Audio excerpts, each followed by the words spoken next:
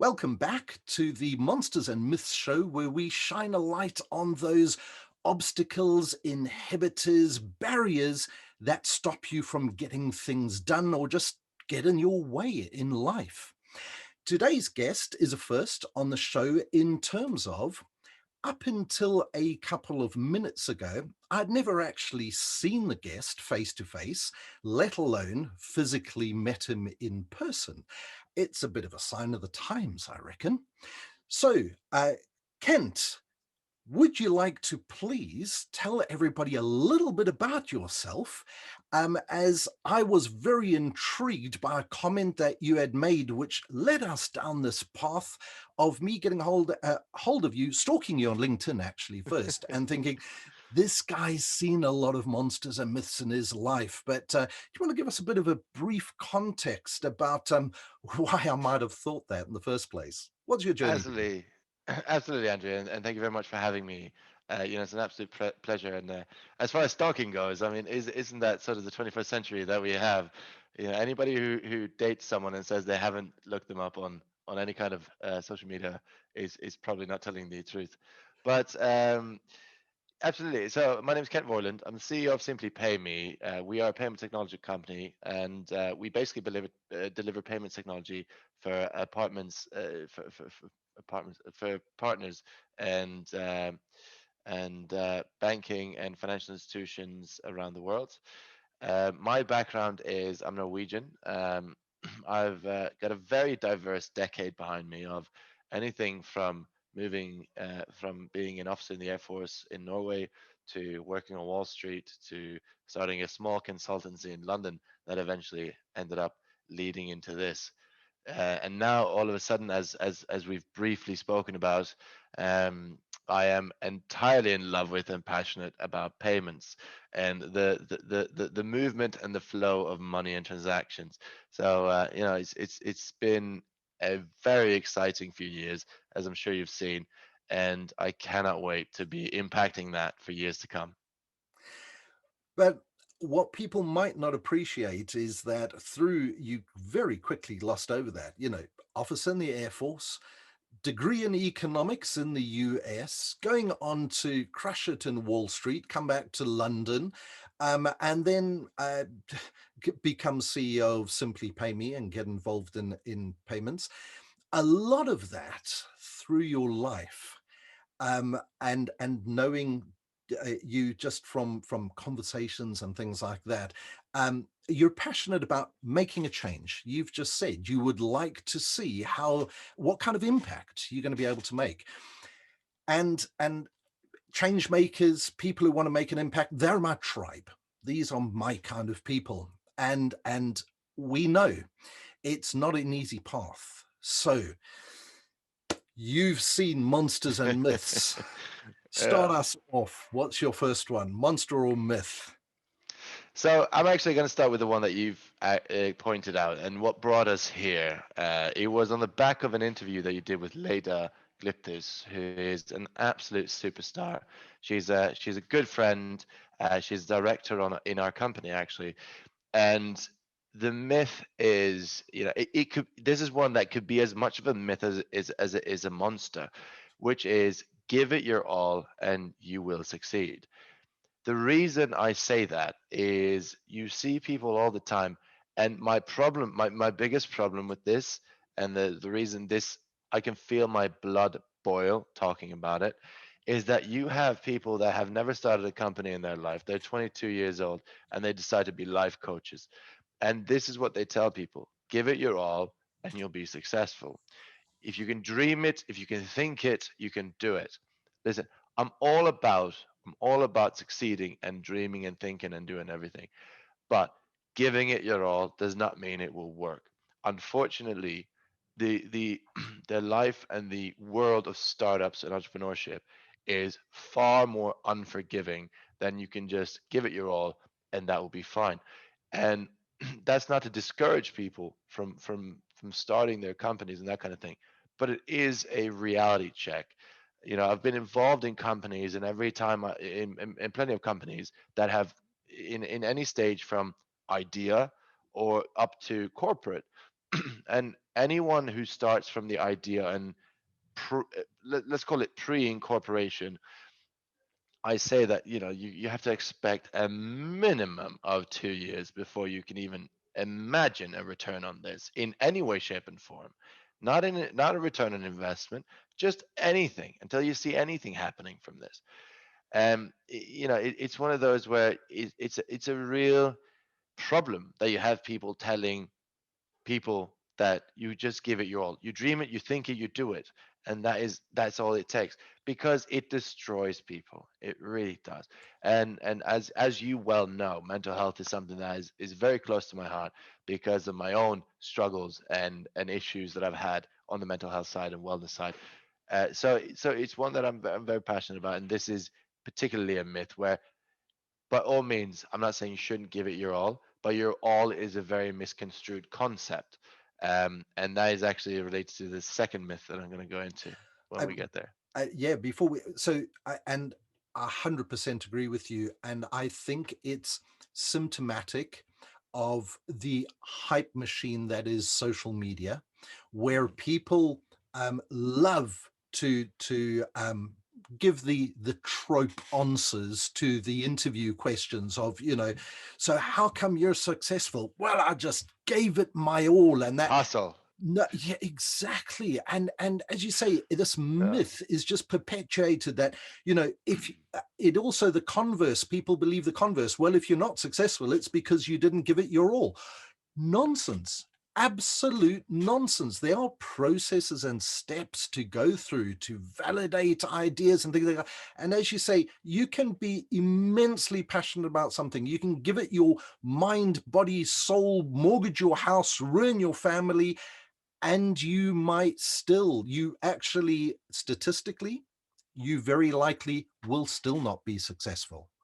You Absolutely. have to follow a particular path and process and make calculated decisions to get there.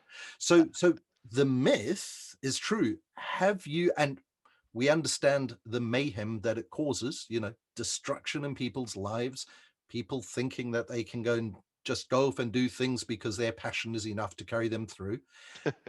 What's the magic, though? I've said some of the things, process and that kind of a thing. What's the solution? What would your advice be to those people? What should they be doing besides not So, listening to the life coaches? yeah, don't listen to the life coaches. I'm very passionate on that particular subject. Um, this is going to sound a bit controversial, but the first article I posted on LinkedIn, as I started posting about mental health, was never start a business. Don't do it. Never start a business. Now, the reason I say that is not because I want to discourage people. It's very simply because there are two responses. So actually, this is something where if I've been on panels or talks, I always get the question at the end of it. So what would be your advice to potentially aspiring entrepreneurs and that kind of thing? I say, don't do it. It's a terrible idea. You're going to ruin yourself. And the reason is there are two responses to that. One is, listen, if Kent's been through it, and he says this is going to kill me, then maybe that's not a good idea. If that is your mentality, you're going to be eaten up alive. You're dead on arrival, that kind of thing.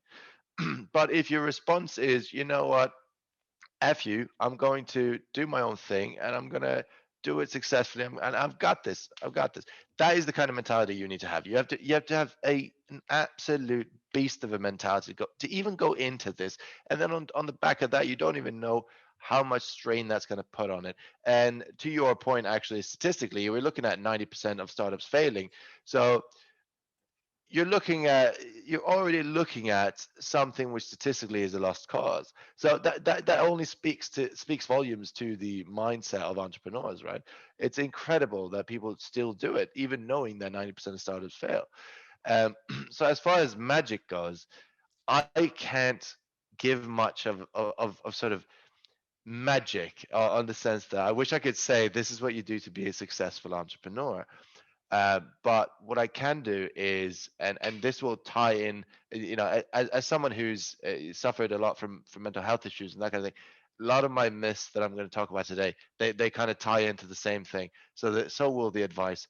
And part of it, as well as this, is make time for yourself. You know, get that whole thing about giving your all and all that is great, but it's it's just not true. You know, that's not how it works. You can't give it your all. You need to be.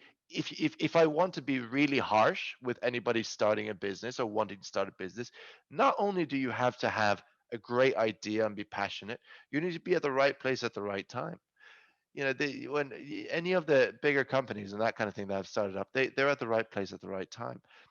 So there are so many more factors that tie in, just aside from you giving it your all. So make time for yourself, because the only way you're going to get through it is actually by treating yourself, your physical and mental health, and being present for it. One tiny bit of advice that I would and I do give startup founders, besides the damn obvious one of when you had mentioned 90% of startups fail. CB Insights had done a breakdown analysis, and the biggest reason that they had discovered for startup failure was no market need. Who would have guessed? People start up things that the market doesn't need. Anyway, Yeah. that's a whole. I've done a whole keynote on that actually before, but Well, the actually, bit of on that point, Andrew, there a very good friend of mine is actually Britain. You know, he was the co-founder of Neighbor. He's now principal at Impact X. You know, a fund that is incredible at helping minority founders. And I think he's the one that put it to me the simplest, because everybody's asking the question, you know, what can we do with this, and you know, why are we doing this? But what no one's asking is that, listen, if you've got a great idea and no one's done it already, why? and that So, was pretty much the crux of my keynote. yeah. Exactly that. Yes, So, you know, there's probably you good might have, reason.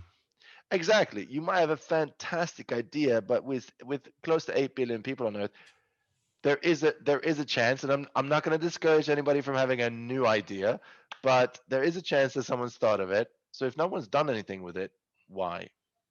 So the bit of advice that I was going to give was, and very few founders, they believe it's a sign of weakness if they let people think that they don't have all the answers, and the need to have a couple of mentors, some Putting this people down that as a monster.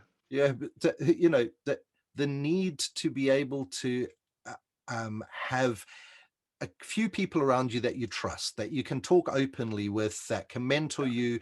It could be formally as a non-executive director board, it could be informally. But my biggest thing there is never ask anyone for advice if they haven't done it themselves before. And it's, to me, it is unbelievable how many startup founders I've come across that are taking advice from people who have never founded a business themselves. They've never started. All that they've got is maybe some academic theory, or maybe they are real specialists in their specific topic. Then understand the questions that you're asking them are going to be given from the context of that very narrow field, Yeah. but it's not going to be given from the context of being a fellow founder that has been in your shoes before, that understands what you're going for, and actually has the insight to understand what kind of a support you need. And as you say, Yeah. sometimes that is simply mental and emotional support. I Absolutely. regularly do that for a few of my friends who have simply needed somebody that they trust that will keep their mouth shut, but they can just have an open conversation and going, I'm really struggling with this challenge at the moment, and just easing some of that burden by having a chat with them. It Yeah. can be done, and so it's not just giving your all; it's also letting some other people in that can help you Yeah. shape and go things forward. And you know, you know, on that point is, I think it's an exceptionally important point that you're making. Someone has to have been through it. You know, if you're gonna run a marathon for the first time and you want to train for it, of course you ask someone who's run a marathon. Exactly. Uh, you know, and basically, to that point as well, it's one where you see it all the time. It doesn't have to be deep emotional or physical sort of bits and pieces that you're asking. It can be as simple as, what do I do with HMRC? It can be as simple as, how do I deal with all of this? I mean, like a friend of mine, Errol Kresnicki, who's a wonderful guy, just 23 years old, set up his first digital agency, an exceptional man. And the first thing I told him is, listen, I know he's got the skills, but it's going to be a ton of admin. Like, you don't understand how much admin goes into this. And it could be as simple as that. It doesn't have to be you need to survive. It doesn't have to be you need to be in survival mode. But it's just as simple as, this is what's going to hit you of paperwork. So there's so many sides there. But yeah, sorry, the absolutely very important point. Excellent. Well, I can't wait to hear what your second myth is then, because Mm, it's going on this theme, and I'm loving the discussion. yeah. No, this is a big one, and I'm very passionate about this, and it builds on exactly what we've already talked about, and it's hustle, hustle, hustle. Uh, this is one where I will defend to the death, where you have the Gary Vaynerchuks of the world, who also, may I add, contradicts themselves. But when they say you've got 8 hours to work, you got 8 hours to of free time, and then you got 8 hours to sleep, what are you going to do with those 8 hours of free time? You got to hustle. Absolute, absolutely ridiculous. Trying to keep it, PG, but the idea that you have a day job for 8 hours, and then you have to then fill another 8 hours of work on whatever it is that you're doing is not only ridiculous, it's incredibly dangerous. It's incredibly dangerous. And the idea that in order to be successful, you have to work 24/7, by all means, I can tell you firsthand, having done it, and I'm still doing it. I'll have weeks where I'll throw down 50 hours in 3 days, no problem. But it is one where it is limited. That kind of work is limited. And if you are actually doing that to yourself, where you have eight, and then you sleep, and you have no life, you have no living situation, or you have no rejuvenation, you are killing yourself. You're not building a successful business, you're killing yourself. And I can assure you, we talked about 90% of startups not making it. 100% of startups will fail if the founder kills themselves. I can absolutely assure you that. Because as someone, again, I keep coming back to this because it's so important to me. I've hit rock bottom. I have had an absolute breakdown. I know what it feels like to have hit that wall and burning yourself out and absolutely ruining yourself with not only work and that kind of thing, but feeling like you're invincible and you can do anything, and you keep going on that front. And it will absolutely destroy you. If you to what we spoke about just a minute ago with regards to asking someone's advice and so on. I remember I had a tough period a couple of years ago, and I'll get back to that when I'm talking about the monsters. But a friend of mine, Mark Caddy, who is not a life coach, but he's a high level executive business coach, because he's done it, he's been there, he's like a CEO whisperer, essentially. And I know a couple of CEOs that he's whispered into and seen the success that they have. And he sat down with me and he gave me just an ear. Like, that is all. He wasn't there to tell me to do this and that. He just gave me an ear, and he said the exact same thing. He said, "Listen, you absolutely have to take care of yourself." And he actually told me. He not only told me, he commanded me. He said, every Saturday from now on is and then the only entirely work free day. You're not allowed to touch your email. You're not allowed to touch your texts if it's work related. It's on Saturday, and even that one day in a week does absolute wonders. Absolute wonders. So that whole hustle, hustle, hustle mentality is ridiculous. I don't want anyone to think about it. I don't want anyone to have that mentality. It's all. It's very hard work. It's very hard work. It's No one's unsustainable. It is Exactly. completely unsustainable. And I think the Gary V approach, it appeals to the youngsters who believe in the whole, I'm willing to burn myself now because then I'll just cruise for the rest of my life. Um, Exactly. but again, statistically, you can't, it's unsustainable. As you say, it is absolutely necessary. Hustle hard during that short period of time or shorter period of time. The smart entrepreneurs know when they've got to pour the hustle on. Yeah. And then they also know when you need to kick back and relax. And if you don't go through that constant recharge thing, it's like all the tech that we use. Once the battery's dead, sometimes it just can't be revived again. And that's what will happen to you as an entrepreneur if you do believe the whole hustle, hustle, hustle, hustle. It's completely unsustainable. But I love the concept of your CEO whisperer who just gave you an ear. And I must admit that in my very early days, I had a mentor that did exactly that. I just had to talk things out loud. He wasn't trying to, and it was a very good lesson that I learned from him as well. And it's something that I apply to other people that I mentor. I don't tell you what to do. I ask lots of questions so that you can figure it out for yourself. But in talking out loud, going through that process and coming to those epiphanies yourself, that's what you need to do. But you need somebody who listens more and talks less. I don't try and say to well, this is what you must do. And I say to them up front, I'm not going to tell you what to do. I'm going to ask lots of questions. I'm going to explore lots of things with you. But this is your road to walk. I can walk it with you, but I can't walk it for you.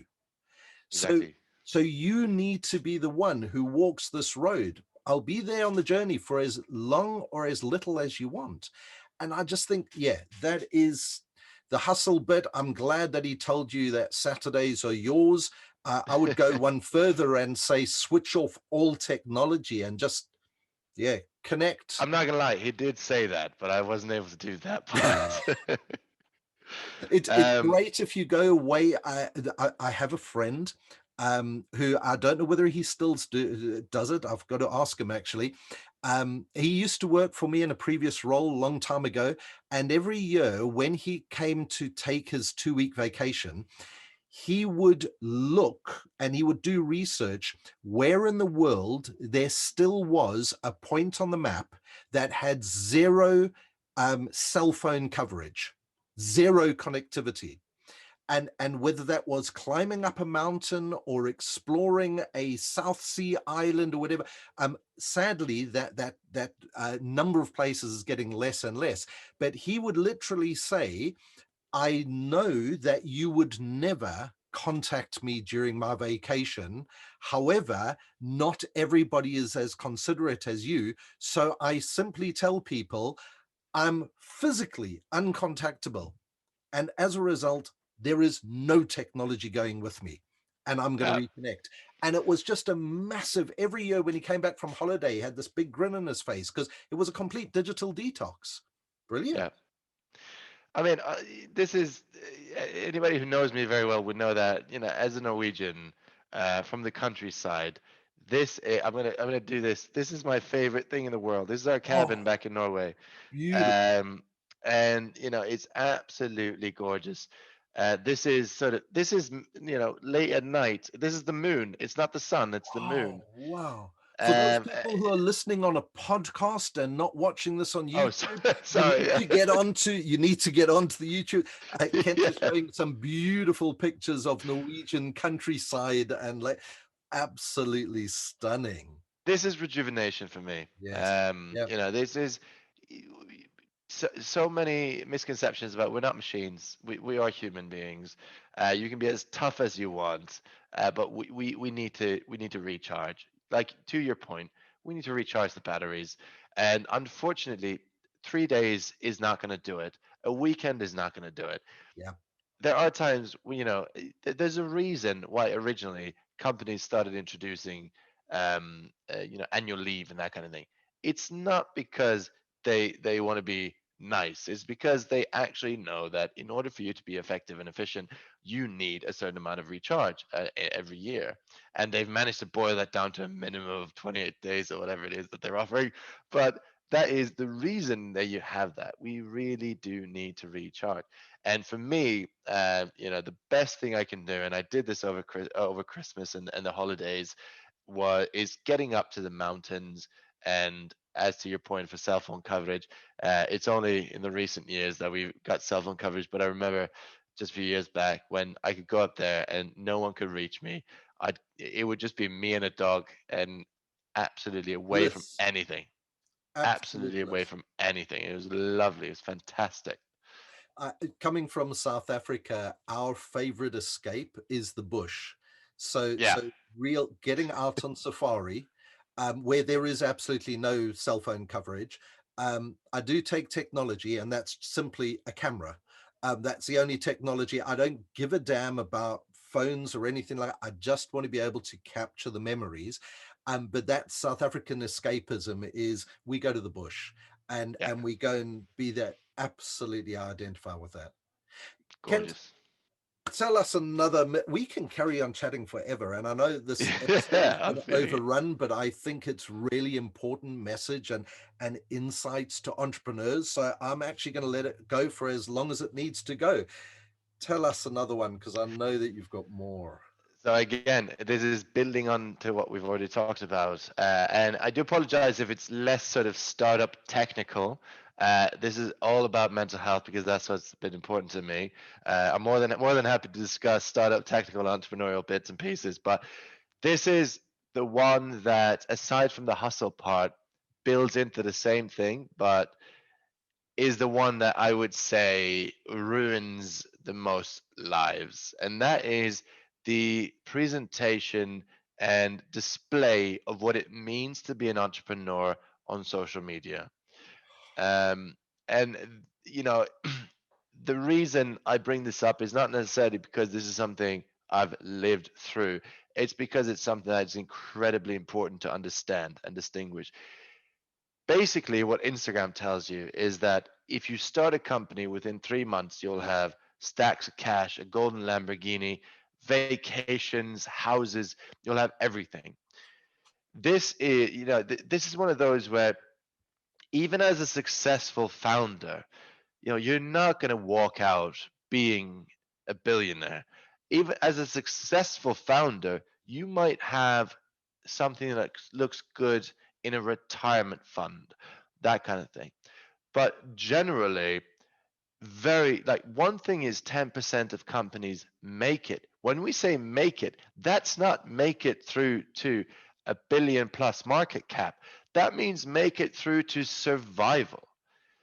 When we're looking at the companies that you can build something off of, and you can cash out an incredible amount of money and that kind of thing, that is such a small fraction, and it's such a niche type of company, and the scalability is so niche that it's not impossible. I'm not going to say that to anybody listening. It's absolutely possible, but it is incredibly difficult. Not only difficult, but the passion that you need to have needs to be within a field or an area that actually allows for that kind of scaling. So my problem with this is that, unfortunately, the pictures of cash, the pictures of the Lamborghinis, the picture of the houses, the picture of the holidays, that is something that gathers followers.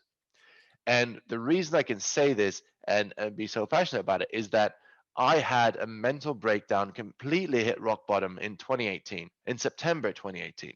One of my ways of coping with this was I started posting on Instagram to see maybe it was an outlet for me to help relieve anxiety, that kind of thing. And it turned out it really did help.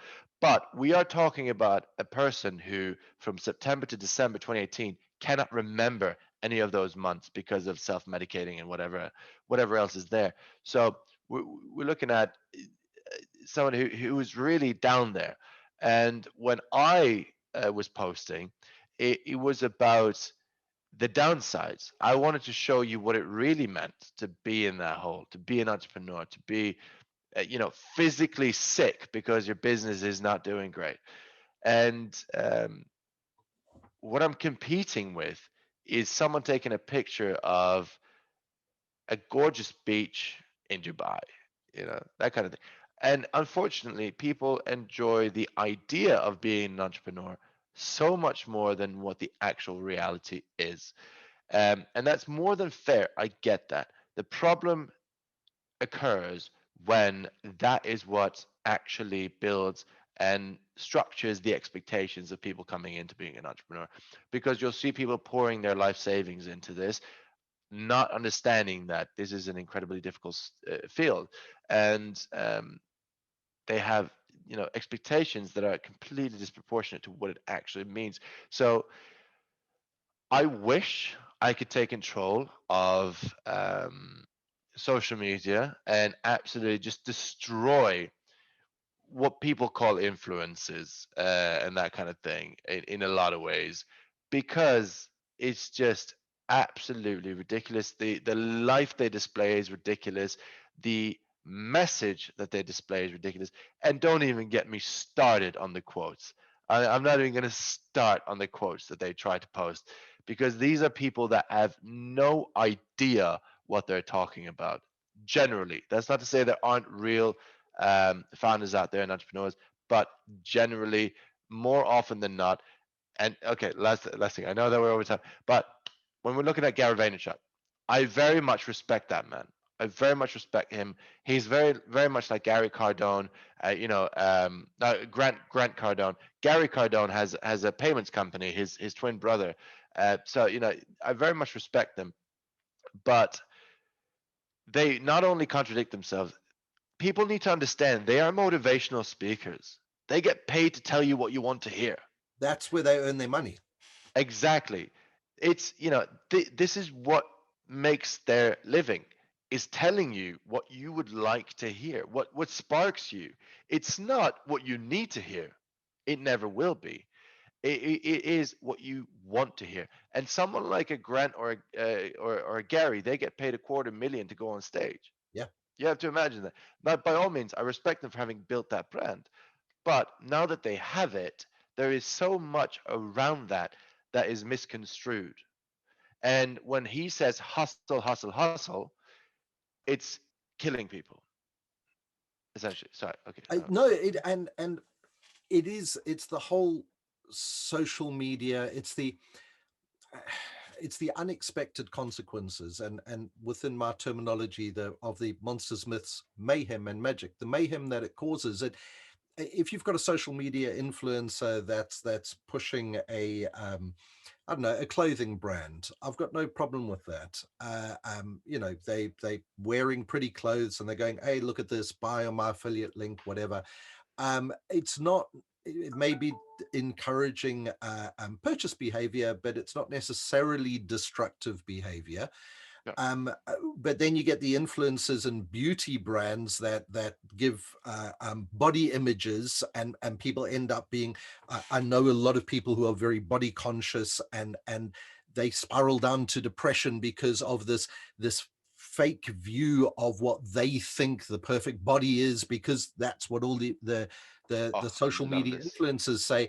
Yeah. And then when it comes into startup life, as you say, it ruins not only the person who believes the hype, but it ruins a lot of families around there. This whole, hashtag hustle harder, or Yeah. hashtag startup life, or anything like this, where, as you say, it's all the bling and everything like that. I have come across founders before who not only have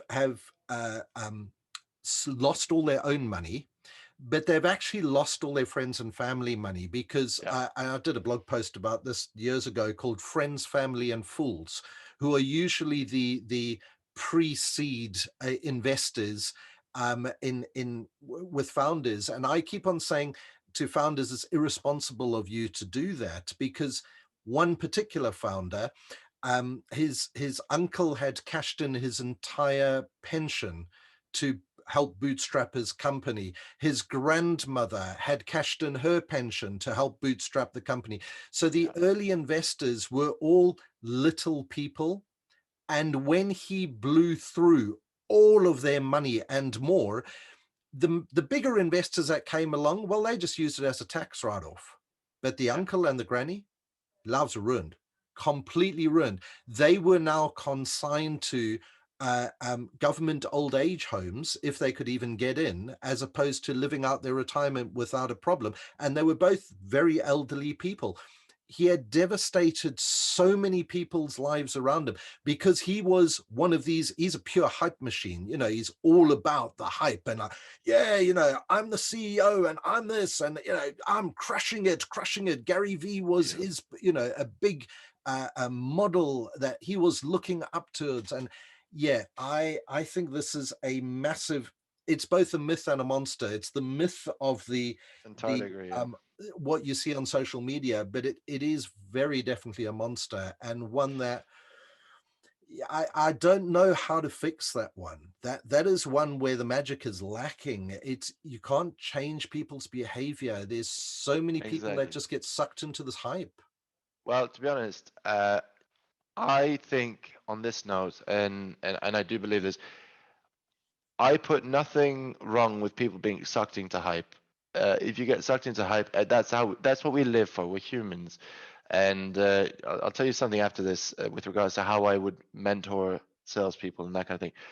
But what I do fault in this section is the actual people taking the money of friends and family.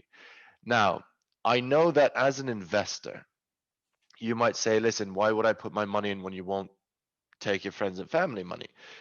There are multiple ways to tackle that question. So, for instance, I had a colleague whose father-in-law really wants to invest in SimplyPayMe. And first and foremost, we're looking at someone who doesn't have a high net worth.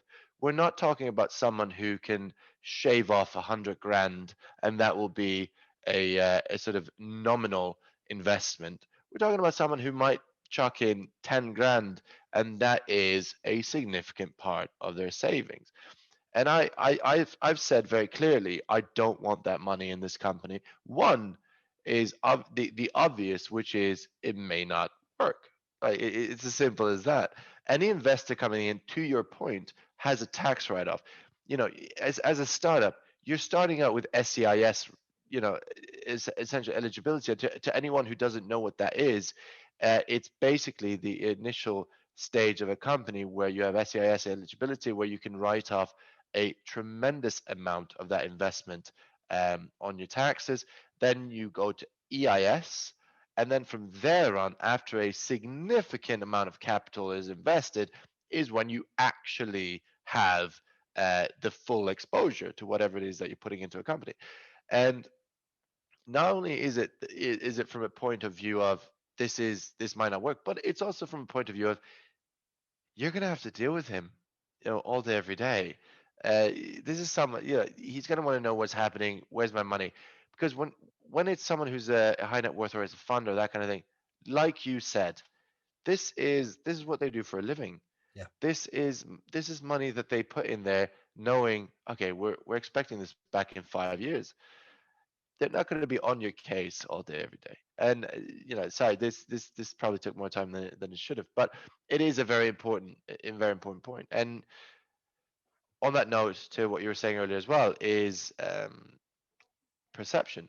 It's one of those where the entirety of everything that we're talking about is perception, and it's what someone like a Gary Vee does. They alter people's perception. It's what they teach people to do, and by all means, it makes you a good salesperson. It doesn't make you a good CEO. And I started in sales. I started in business development. I was the highest grossing salesperson that we had on Wall Street in the world.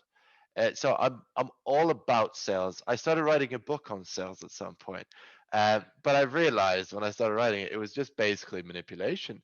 Because a good salesperson is someone, or actually, the best salespeople are those who can alter perception.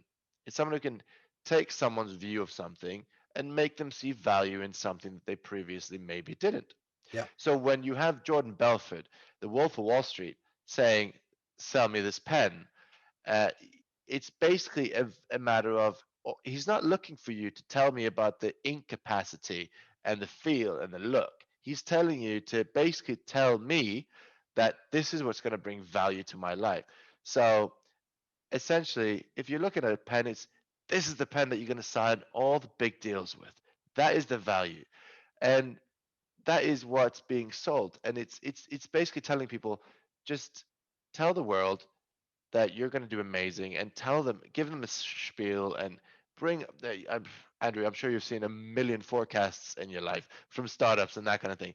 And this kind of, it tells you the story of what people think and know when you see a startup doing their financial forecasts for the first time. It's about percent, and this is what they're trying to sell. It's an absolute journey, if I was anything. going to say we could have probably an entire show about what startups get wrong and financial forecasting and things. I've just monsters. Oh my goodness, monsters coming out of the. Uh, we have significantly overrun, but I'm not going to shut Yeah, this because sorry. I want to hear about. I know that you had a monster or two to share with us that wraps us all Yeah. together as well. I don't know what the monster is. For full disclosure to the audience, I insist that people don't tell me beforehand because I prefer the conversations to be open and honest like they are. So, how do you want to wrap? What's your monsters or monster? It is one that may seem obvious, but people may not realize how important it is. I mean, it's toxicity. It's toxic people that you may have around you. And the way I'm going to explain that to sort of wrap things up is, I wrote an article called The Pebble Analogy of Anxiety. So, anxiety is something that I've struggled a lot with. And basically, the pebble analogy, when you have toxic people around you, and I hope that there are some that can relate to this. Actually, I don't hope that, because if you haven't been through it, even better. But if you can, then it's a very important thing to bear in mind. The pebble analogy goes such that if you have toxic people around you, it's as if I'm standing in front of you, Andrew, and we're both, standing, let's say 6 feet apart, and we can't move. Time is not a thing, and I start throwing pebbles at you.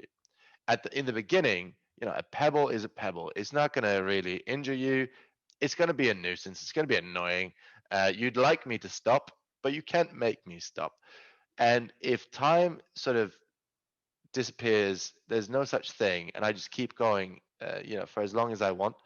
Eventually, what that's going to do is it's going to break down clothes, it's going to break down your skin, it's going to break down your muscle, it's going to break down every fiber, every cell, every bit of tissue in your body, and eventually every pebble I throw will feel like a gunshot. That is what it is having toxic people around. When you don't have to what we talked about earlier, ability to rejuvenate and take care of yourself. And unfortunately, when you're dealing with this kind of thing, rejuvenation is not 2 weeks on vacation. This could take years. I'm still recovering, and it's been 2 years since I got away from toxic people and that kind of thing. I'm in therapy now. I think I've got therapy after this, but um, I'm still doing that, and it's been a couple of years, and I'm still recovering. This is an absolute monster. It's something that is absolutely detrimental to someone's health. And as opposed to what we talked about earlier, where it is sort of a, hustle, hustle, hustle, those are active things that you do to potentially put your health at risk. This is passive. Passive in the sense that you don't have to do anything for this to ruin your health. You just have to be there. And if you don't have the ability to remove yourself, or as I was so lucky and fortunate to have, bring people in that can start sort of put themselves in front of you and take some of those pebbles while you recover, it's really going to destroy you. I hit rock bottom because of that. I got involved with a lot of things I shouldn't have because of that, and it's something that almost, it put me to the edge. And the last article I've written that I'll mention is called the call of the void, when something gets real. Um, is when you're going from the call of the void, which means, what if I step in front of the bus? What if I jump off that cliff? Which is a normal thought that everybody has, and that's called the call of the void. But when that goes from being an interesting what if thought to, An action. this is what you should do, it's less of an idea and more of a demand. That's when you know you're in trouble. And that's what happened to me. And I'm very fortunate to have had the support system that I had. But this is an absolutely awful monster. And it's one that people take for granted. Everybody expects to have toxic people around them, but you don't have to. And you shouldn't. You shouldn't accept it in any way, shape, or form. So how did you go about, and by the way, I think this is therapy, so I don't know whether you have got therapy after this, but this is therapy. How do you go about, how did you identifying, recognizing that those were actually toxic people? Were you aware of their toxicity at the time, or did you just do nothing? And how do you go about identifying them, and actively, did you have to confront them and actively cut them out from your life, or did you just, was it social media? I'm very interested in this particular point, because I think there are a lot of people, and particularly in the startup and founder world, where they believe they have to accept the toxicity, particularly when it comes in the form of customers and partners, that they have to accept that because it's just business, and that's Yeah. the only business that they can get. And there's somebody that I'm mentoring at the moment who may or may not listen to the show, where my regular advice to her is, cut that asshole out of your life. And that asshole is not a personal relationship. It is Yeah. a business person that she is dealing with. It's a client. And I keep on saying, and her response is, I need the revenue. And I go, revenue is replaceable, but your life and your mental health is not. And I literally, I've said to her, terminate the damn contract, find a reason and terminate it, but remove it. How do you go about it? Honestly, I wish I could give you a straight response to that, but it's so difficult because there's so many different types of situations. Um, you can talk about my situation, which meant months and months of legal battles, which were difficult. You can talk about a client supplier relationship where you can cut off a contract and cut off a customer, which is brilliant. A good friend of mine, Chris Mance, he runs multiple companies in the UK, and he's always been super strict with his customers. If you treat us like shit, you are done. And yeah, it has an incredible effect. It really does. Um, because the whole idea of customers always right is ridiculous. And that's not to say people think that maybe customers are always right, but then there are partners. Then there are people that you expect have leverage over you.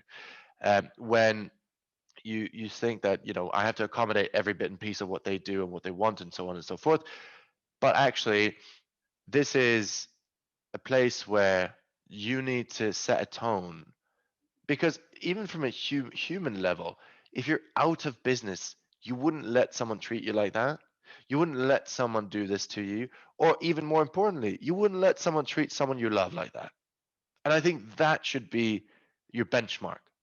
You should look in and think, if this is someone I loved, it could be your husband, your wife, it could be your kids, it could be your family, it could be your friends. Think about how you're treated, and if that's something that you'd be okay for your friends to go to. It's like the typical example of people saying, right, if I had a daughter and she dated someone like me, would I be happy with that? And to be honest, No. But there are a lot of times in my life where I would not be happy with that. And that is a great way to sort of realize what it is that's happening. Right? It's a great way to realize, okay, well, that means I need to do some work on myself. It means that you need to step away from something. And sometimes, fair enough, you can't just step out and step away. I get that. But you need to do something. You need to do something sooner or later, um, in order to distance yourself or get rid of it before it's too late. And I'm not saying that necessarily, what I went through was too late, but it sure as hell was way beyond what I ever should have done. And it has significant repercussions now, and it will do for many years, if not forever. And it cost me uh, a ton of sacrifices and things like relationships, that kind of that kind of stuff, that all fell on the back of this. So it's got nothing positive to add. And believe me, if you're looking at the light at the end of the tunnel, that is a flashlight that you put there, because it's really not what you think it is. If you have that toxicity and you think you've got to stick with it, don't. Absolutely. I think this is such important, such an important message to get across to people. It's yeah, I'm not even going to try and add to it. What I would like to know, because we're going to have to wrap this up now, is where can people read about the stuff? Have you been posting these articles on LinkedIn? I think there's a huge amount of insight that people will get from what you've been talking about and what you've already written. Do you have your own website? Is there somewhere where I can direct people to? It goes in the show notes. Should I just direct them to your LinkedIn? Are you on Twitter? Where should they get hold of you? Yeah, so they're basically there are two places. Now I've gone from what I used to do was posting more on Instagram more often, and it's very simple. It's at Kent Vorland, straightforward. Um, to writing more in-depth, longer articles on LinkedIn. So if anybody wants to sort of read about things that I've done and been through, and the pebble analogy, the color void, these kinds of things, that will all be on LinkedIn.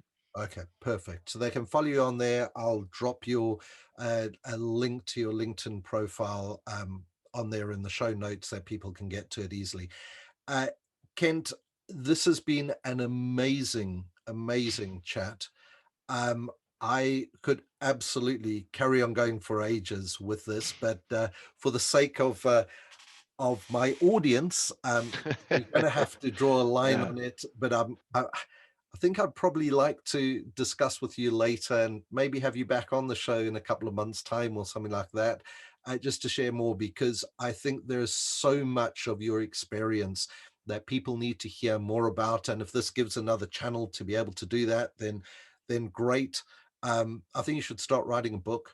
Um, uh, just yeah, you've got a lot to share there, Kent, and it's been absolutely fantastic. And I've really loved having you on the show. Thank you very much. Very much appreciate that, Andrew, and I'd love to be back. And it's a privilege to be able to have a platform such as yours. And no, it's been brilliant. As you say, could easily go on for the rest of the day. I can imagine. Very much so. Thanks, then, Kent. Cheers. Thank you very much.